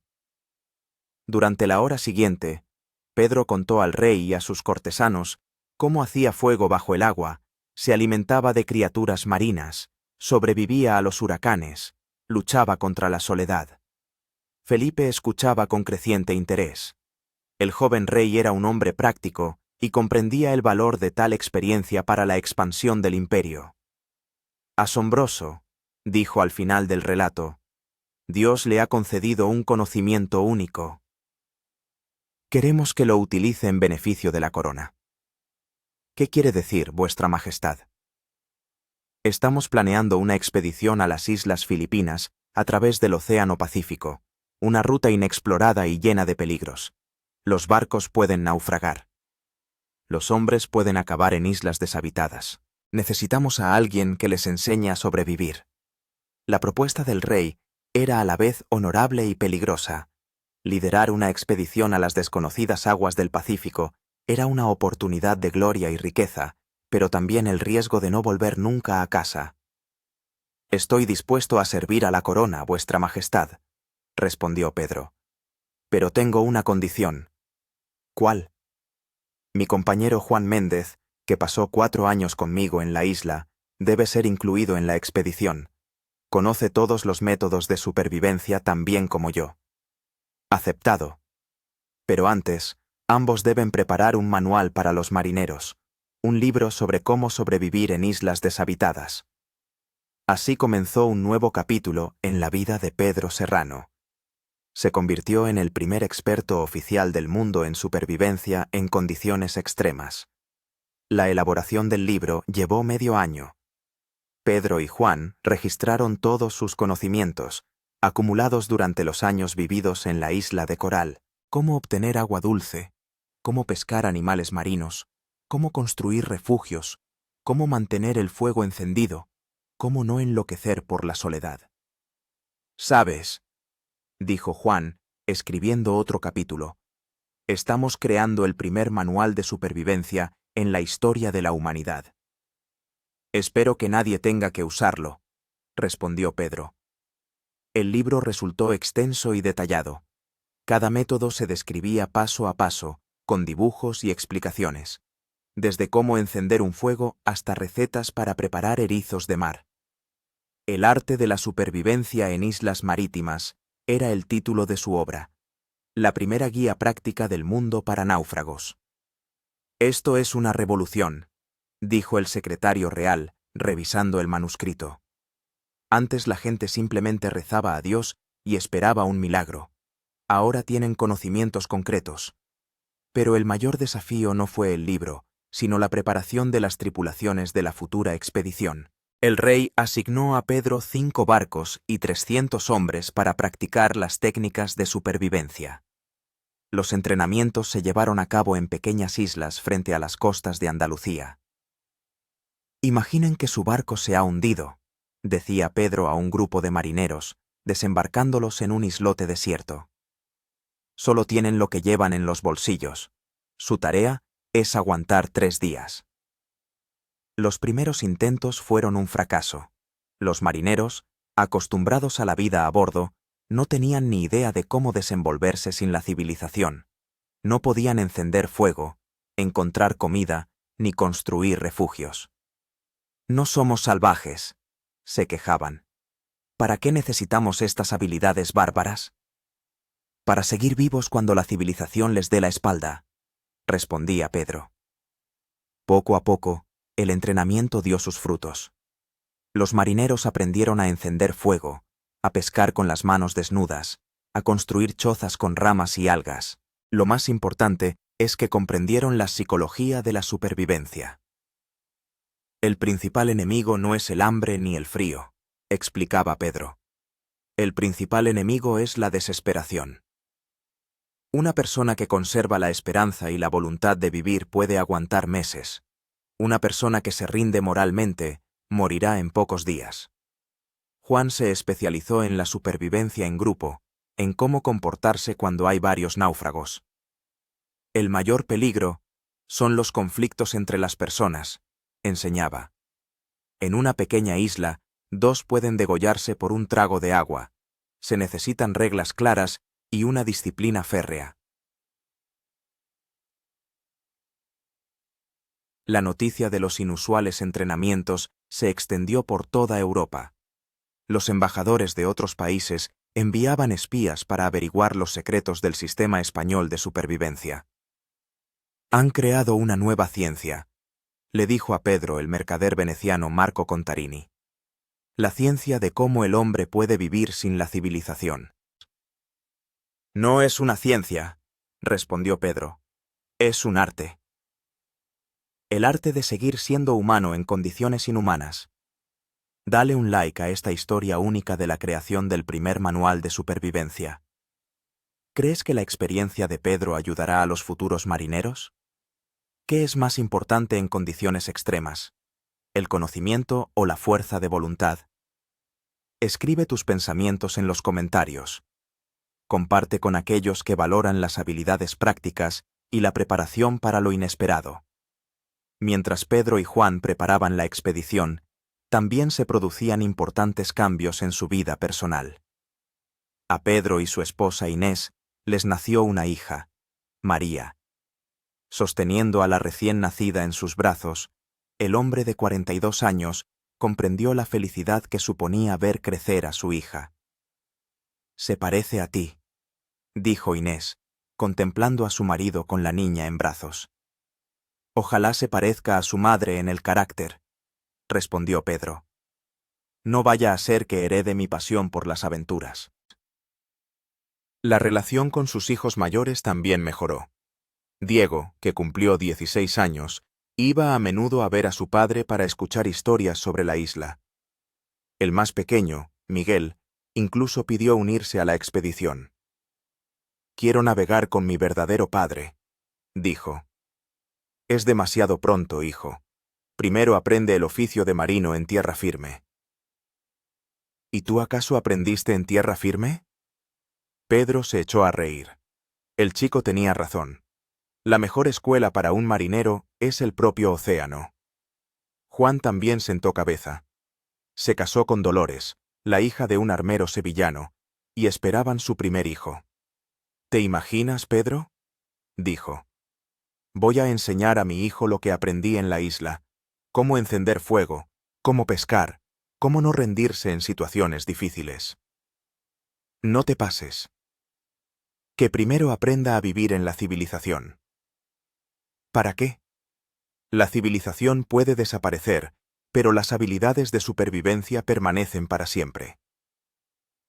A finales de 1547, la preparación de la expedición estaba completa. 5 barcos, 300 marineros entrenados en supervivencia, provisiones de comida y herramientas para 2 años de navegación.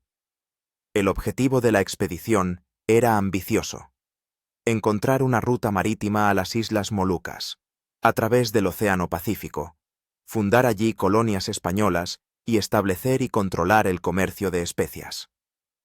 Será la mayor expedición de la historia de España, dijo el rey en la solemne ceremonia de despedida.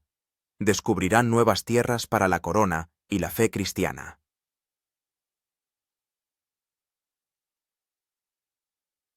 Pero en el último momento se produjo un acontecimiento que cambió todos los planes. Una semana antes de la partida, llegó a Sevilla una noticia terrible. La flota turca al mando de Dragut Reis había atacado Malta. Los caballeros de San Juan pedían ayuda. La amenaza se cernía sobre todo el Mediterráneo. «Tendremos que posponer la expedición al Pacífico en Ayal», anunció el almirante Riakison. «Todos los barcos son necesarios para defender las tierras cristianas de los infieles». Pedro sintió una punzada de decepción, pero comprendía que el deber para con la cristiandad era más importante que sus ambiciones personales. «Bien», le dijo a Juan. «Eso significa que lucharemos contra los turcos en vez de buscar nuevas islas. Quizás sea para mejor. El Pacífico no se va a ninguna parte, pero los turcos son una amenaza inminente». La flota fue reorientada hacia tareas militares. Pedro recibió el mando del galeaza San Lorenzo, un nuevo tipo de buque de guerra que combinaba la potencia de la galera con la solidez del galeón. Las técnicas de supervivencia que había enseñado a su tripulación resultaron ser inestimables de una manera inesperada. Durante las batallas navales, los barcos a menudo sufrían daños y los hombres terminaban en el agua o aferrados a los restos del naufragio. Su habilidad para mantenerse a flote, extraer agua potable del mar y brindar primeros auxilios a los heridos salvó decenas de vidas. «Vuestros hombres son como lobos de mar», dijo el almirante después de una de las batallas. «No le temen al mar, saben cómo sobrevivir en cualquier circunstancia». La batalla más importante tuvo lugar frente a las costas de Chipre, donde la flota cristiana unida se enfrentó a la armada turca. Pedro comandó el flanco izquierdo y demostró ser un táctico experimentado. «Los turcos están acostumbrados a que los cristianos tengan pánico a perder sus barcos», les explicó a sus capitanes antes de la batalla. «Pero nosotros sabemos que un barco es solo un medio. Lo importante es la gente, su coraje y su capacidad de sobrevivir». La batalla duró 8 horas. El San Lorenzo abordó varias galeras turcas, y la tripulación luchó con el valor desesperado de hombres que no le temían a la muerte. En el fragor de la batalla, una bala de cañón turca atravesó el casco del galeaza y el barco comenzó a hundirse. Pero la tripulación no entró en pánico. Sabían qué hacer en esa situación. «A los botes», ordenó Pedro. «Llevad a los heridos y lo más indispensable». Se trasladaron a una galera turca capturada y continuaron la lucha. Al caer la noche, los turcos se retiraron, habiendo perdido la mitad de su flota. «Capitán Cirana», dijo el almirante después de la batalla, «vuestros hombres lucharon como leones, y lo más importante, ninguno se ahogó, ni siquiera cuando el barco se hundió». «Conocen el mar», respondió Pedro. «El mar no es un enemigo si uno sabe cómo tratarlo». La victoria en Chipre hizo famoso a Pedro en todo el Mediterráneo. Se contaban historias en Venecia y Génova, en Marsella y Nápoles, sobre el capitán que había vivido 7 años en una isla y ahora enseñaba a la gente a no temer al mar. No solo los marineros, sino también los comandantes terrestres empezaron a pedirle consejo. Porque las habilidades de supervivencia son necesarias no solo en el mar, sino también en las batallas en las montañas, los desiertos, los bosques. «Habéis creado una nueva doctrina militar», le dijo el duque de Alba, un famoso general. «Un soldado que sabe cómo sobrevivir sin suministros vale por 10 soldados comunes». Pero el reconocimiento más importante provino de una fuente inesperada. En el verano de 1549, un enviado del gran almirante turco Piali Pasha llegó a Sevilla. Bajo bandera de tregua, trajo una carta para el capitán español que enseñaba a la gente a vivir en las islas como bestias salvajes. «¿Qué dicen los turcos?», preguntó Juan. Pedro desenvolvió la carta, escrita en árabe, y pidió un traductor. «Al capitán Pedro Cirana de Piali Pasha, bey de los mares del este. He oído hablar de vuestro arte de supervivencia en islas desiertas y de cómo enseñáis esto a vuestros hombres. Es un gran conocimiento, digno del respeto incluso de los enemigos. Si alguna vez deseáis servir al sultán, encontraréis un lugar en la flota turca. Mientras tanto, luchad con honor, como corresponde a un valiente marinero». «¿Los turcos te ofrecen un puesto?», se sorprendió Juan. Parece que sí. Pero soy español y cristiano. Aún así, es agradable. Incluso los enemigos reconocen tu habilidad. El reconocimiento también provino de otras fuentes inesperadas. Los corsarios franceses, que atacaban barcos españoles, comenzaron a evitar las naves al mando de Pedro. Sabían que sus tripulaciones luchaban hasta el final y sabían cómo sobrevivir en cualquier condición. Los piratas ingleses lo llamaban el diablo marino, porque su gente aparecía donde nadie los esperaba y desaparecía cuando la situación se volvía desesperada. «Te has convertido en una leyenda», le dijo Juan en una de sus reuniones semanales. «Ya componen baladas sobre ti en las tabernas. Las leyendas están bien, pero quiero algo más». «¿Qué?» «Quiero que nuestro conocimiento no se pierda, que las próximas generaciones de marineros sepan sobrevivir tan bien como nosotros». «¿Y el libro? Si hemos escrito un manual?» «Un libro está bien, pero necesitamos una escuela. Una verdadera escuela de supervivencia, donde se enseñe no solo la teoría, sino también la práctica». La idea de crear una escuela de supervivencia cautivó a Pedro por completo. Se imaginaba un lugar donde los futuros marineros aprenderían no solo navegación y asuntos marítimos, sino también cómo sobrevivir en condiciones extremas. «Construiremos un campo de entrenamiento en la costa», le dijo a Juan. «Islas artificiales donde se puedan practicar las habilidades. Instructores experimentados que hayan pasado por verdaderas pruebas». «¿Y quién financiará esto?» «El rey». Él entendió el valor de tales conocimientos después de la victoria en Chipre. De hecho, Felipe II quedó impresionado con los resultados de la aplicación de los métodos de Pedro en condiciones de batalla reales. Las pérdidas de la flota española se redujeron drásticamente, la moral de las tripulaciones mejoró y la eficiencia de las operaciones marítimas aumentó. «Capitán Sirana», dijo el rey en una de sus audiencias, «queremos que sus métodos se conviertan en obligatorios para toda la Real Armada». «Es un gran honor, Majestad, y una gran responsabilidad. Debéis crear un sistema de formación que perdure por siglos». «Tengo un plan, Majestad». Y Pedro expuso al rey su idea de crear la Academia de Supervivencia, la primera institución del mundo dedicada a preparar a las personas para la vida en condiciones extremas.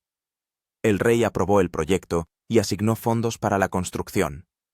La academia debía estar ubicada en una pequeña isla en la desembocadura del Guadalquivir, cerca de Sevilla. «Será vuestro monumento», dijo el secretario real. «Un monumento al hombre que transformó el arte de la supervivencia en una ciencia». Pero Pedro no pensaba en monumentos, sino en el futuro, en los miles de marineros que, gracias a los conocimientos adquiridos, podrían sobrevivir a los naufragios, en los viajeros que no perecerían en las junglas y los desiertos, en los soldados que resistirían donde otros se rendirían. «Juan», le dijo a su compañero, «¿recuerdas cómo soñábamos en la isla con volver a casa?» «Sí, lo recuerdo. Y ahora lo entiendo. Aquella isla no fue un castigo, sino un regalo. Un regalo de conocimientos que podemos transmitir a otras personas. Tal vez Dios nos envió esas pruebas a propósito. Tal vez, para que aprendiéramos y enseñáramos a otros». La construcción de la academia comenzó en la primavera de 1550.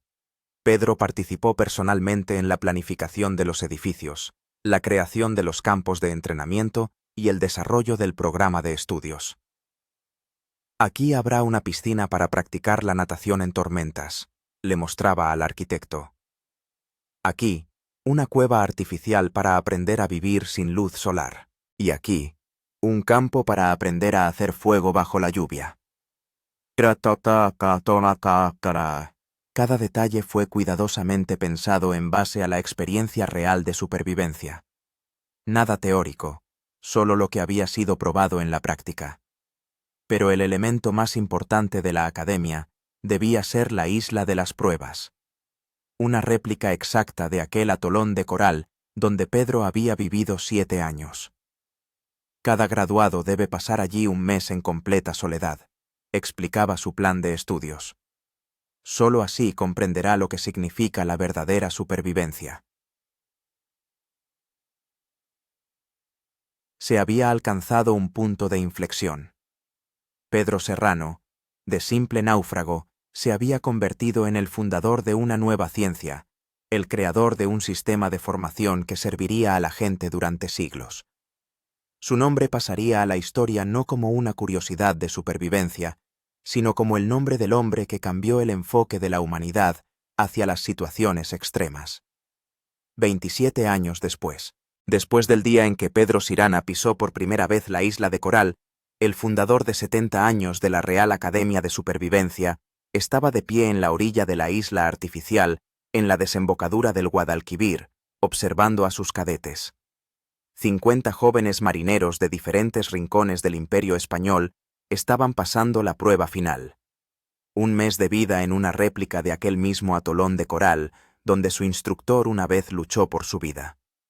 Cada uno tenía solo un cuchillo, un pedernal y la ropa que llevaba puesta. Todo lo demás tenían que conseguirlo por sí mismos. «Don Pedro», le dijo un joven ayudante de instructor, «el cadete Diego de Álvarez solicita permiso para rendirse. Dice que no puede comer más cangrejos crudos». Pedro, cuyo cabello hacía tiempo que se había vuelto blanco y cuyo rostro estaba cubierto de arrugas, sonrió. «Dile que, si no puede comer cangrejos, que pruebe las algas. Y si eso tampoco le va bien, que recuerde por qué vino aquí a estudiar». En los 20 años de existencia de la Academia, habían pasado por ella más de 3.000 personas.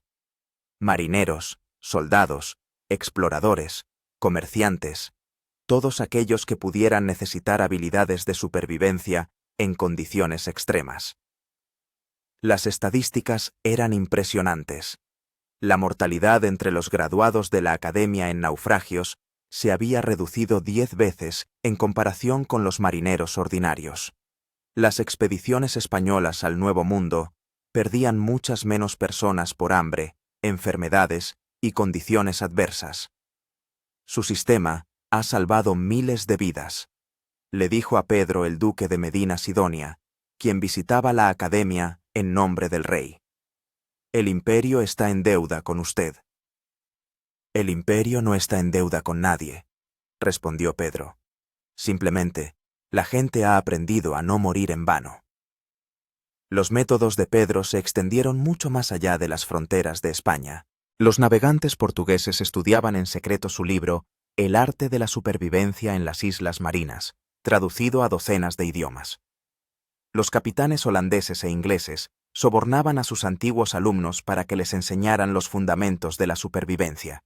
Incluso los turcos, a pesar de su enemistad con los estados cristianos, intentaron obtener los secretos españoles.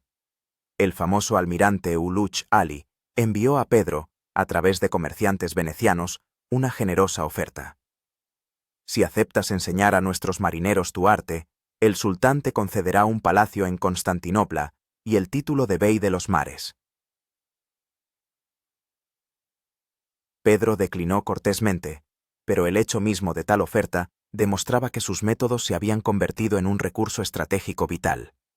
Pero el mayor orgullo de Pedro no eran las recompensas estatales, sino las cartas de gente común que se había salvado gracias a sus conocimientos.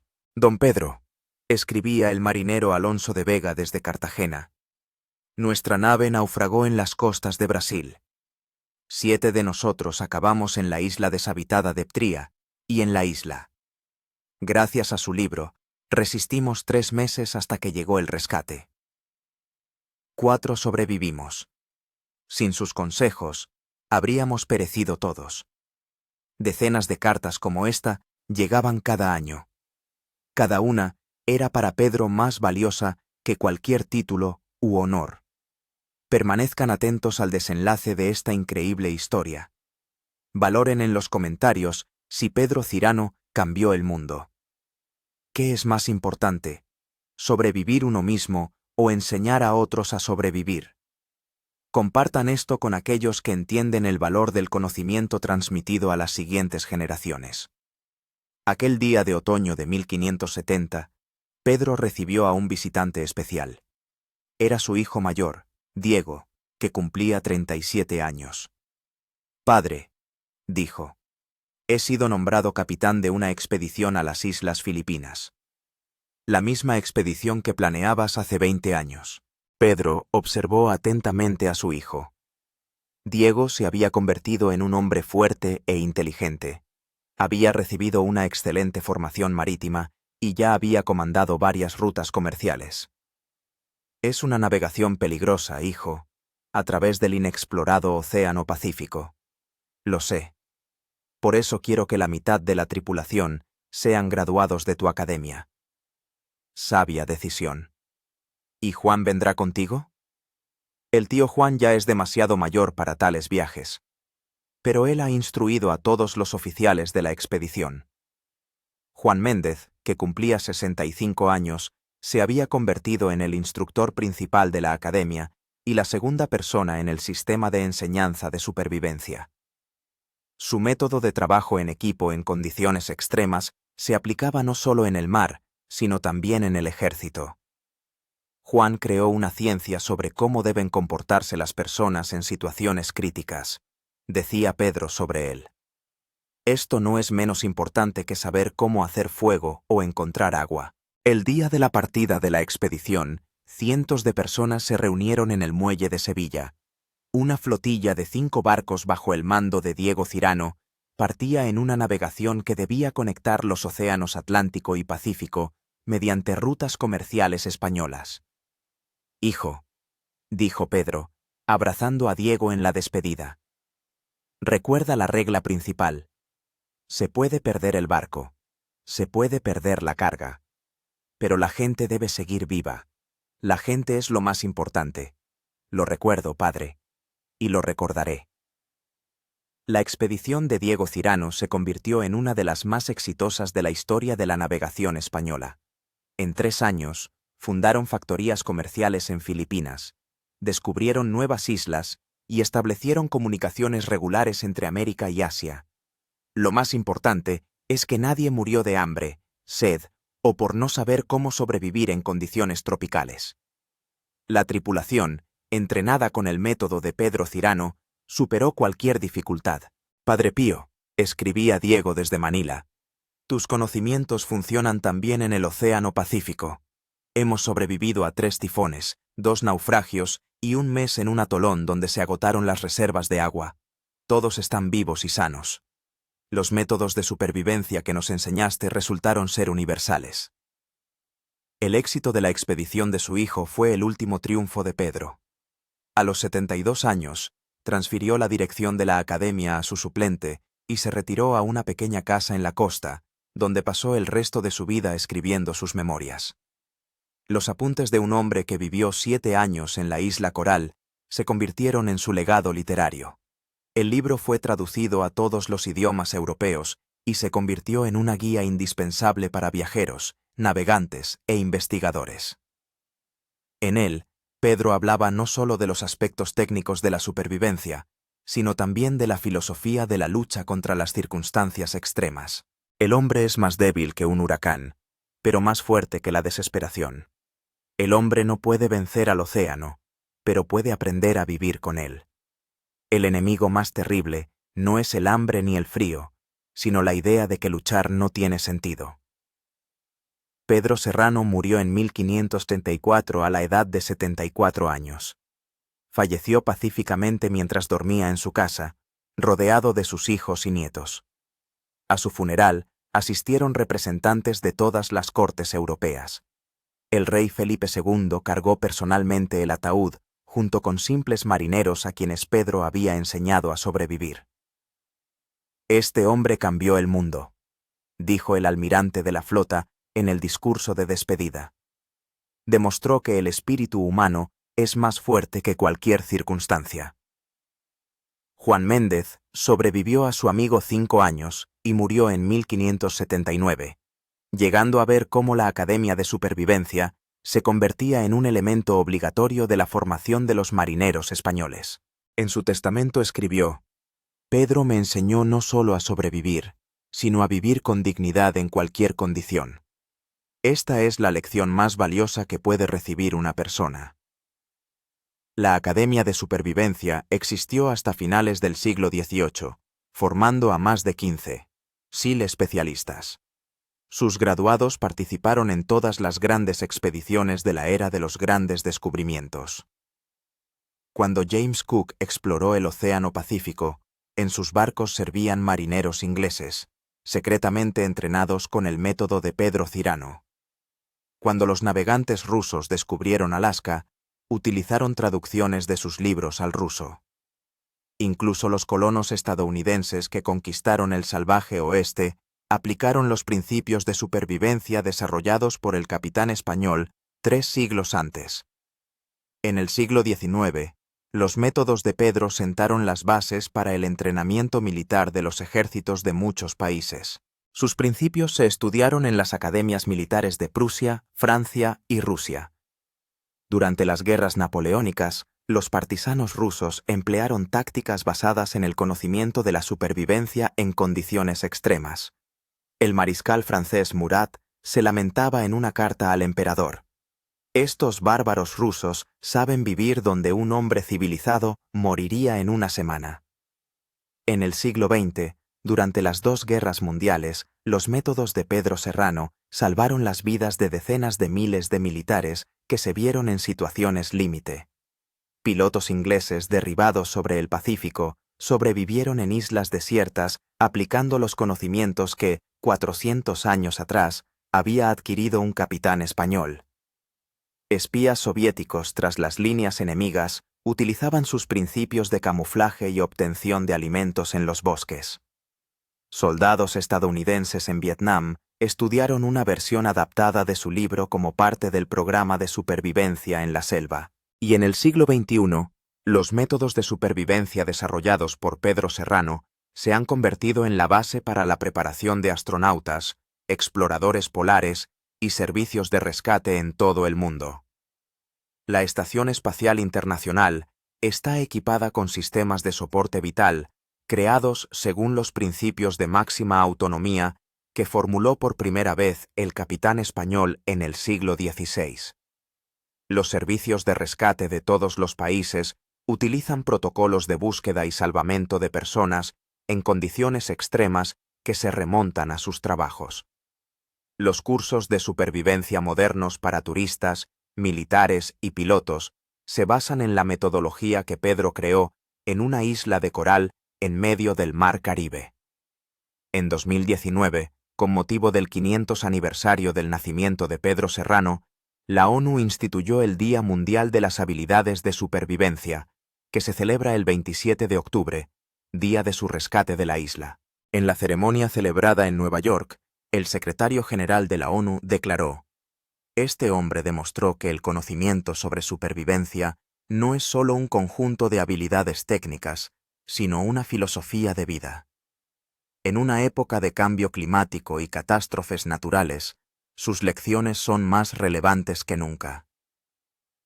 Ese mismo año, frente a las costas de Puerto Rico, se encontró la isla de coral donde Pedro vivió 7 años. Investigaciones recientes han confirmado que sobrevivir allí es posible, pero solo con un conocimiento excepcional y una gran fuerza de voluntad. En la isla se ha erigido un monumento con una inscripción sencilla: Pedro Serrano, 1495-1574. El hombre que enseñó a la humanidad a sobrevivir. Pero el monumento más importante a Pedro no es un monolito de mármol, sino las personas que están vivas. Millones de personas en todo el mundo, que gracias a sus conocimientos sobrevivieron en situaciones críticas, se mantuvieron con vida donde otros habrían perecido. Alpinistas perdidos en las montañas, marineros náufragos, viajeros extraviados en el desierto, víctimas de catástrofes naturales. Todos ellos, en un momento crítico, recordaron los principios que hace 400 años formuló un hombre que luchaba por sobrevivir en un minúsculo pedazo de tierra en medio del océano. El principal enemigo no es el hambre ni el frío, sino la desesperación. El ser humano puede sobrevivir en cualquier lugar si no se rinde. La esperanza es más importante que el pan. Estos principios, nacidos en la isla de Coral, siguen vivos y funcionando en el siglo XXI con la misma eficacia que en el siglo XVI. La familia Serrano actual, descendientes de aquel niño Diego, que no reconoció a su padre al regresar de la isla, sigue viviendo en Sevilla. Conservan reliquias familiares. La misma cruz que Pedro llevó durante 7 años. Un trozo de coral de la isla. La primera edición de su libro. La bisnieta de Pedro, María Serrano y Ruiz, trabaja como instructora de supervivencia en la Armada Española y continúa la tradición familiar de enseñar a la gente el arte de no rendirse. Mi antepasado demostró que una sola persona puede cambiar el mundo, les dice a sus alumnos. No es necesario ser un héroe o un genio. Basta con no rendirse cuando todo parece desesperado. En 2023, cuando el terremoto de Turquía dejó a miles de personas bajo los escombros sin comida ni agua, los equipos de rescate utilizaron protocolos de supervivencia en espacios confinados, desarrollados a partir de la experiencia de Pedro Serrano. Cientos de personas sobrevivieron aplicando los principios de uso racional de la energía, apoyo psicológico y fe en el rescate que el capitán español descubrió en la isla de Coral. La historia de Pedro Serrano demostró una verdad eterna. No hay situaciones desesperadas. Hay personas que se rinden demasiado pronto. Un hombre que vivió 7 años en un pedazo de arena en medio del océano, alimentándose de cangrejos y agua de lluvia, creó una ciencia de la supervivencia que sirve a la humanidad desde hace 5 siglos. Su experiencia demostró que el espíritu humano es más fuerte que cualquier circunstancia, que el conocimiento es más valioso que la riqueza, que transmitir la experiencia a las generaciones siguientes es la tarea más importante de la vida. Cada vez que en algún lugar del mundo una persona no se rinde en una situación crítica, cuando alguien sobrevive donde otros habrían perecido, cuando la gente se ayuda mutuamente en condiciones extremas, en ello hay una parte de la lección que impartió a la humanidad el capitán español Pedro Serrano. Una lección sobre que la vida vale cualquier lucha. Que la esperanza es más fuerte que la desesperación. Que el ser humano puede sobrevivir en cualquier lugar si recuerda. Es un ser humano. Un hombre llegó a una isla de coral sin árboles ni tierra. Vivió allí 7 años, alimentándose de criaturas marinas y obteniendo fuego con piedras bajo el agua. No solo sobrevivió. Creó una ciencia de la supervivencia que ha estado salvando vidas durante 5 siglos. La historia de Pedro Serrano demostró que, en efecto, una sola persona puede cambiar el mundo. No con riqueza ni poder, sino con el conocimiento y la experiencia que, con dedicación, supo transmitir a otros. Su legado perdura en cada alpinista rescatado, en cada marinero que sobrevivió a un naufragio, en cada persona que no se rindió en una situación límite. Porque hay cosas que superan a la muerte. El saber transmitido a los demás. La experiencia que salva vidas. La fe en que el ser humano puede sobrevivir en cualquier parte, siempre que no pierda la esperanza. Pedro Serrano murió hace 450 años, pero sus enseñanzas son inmortales.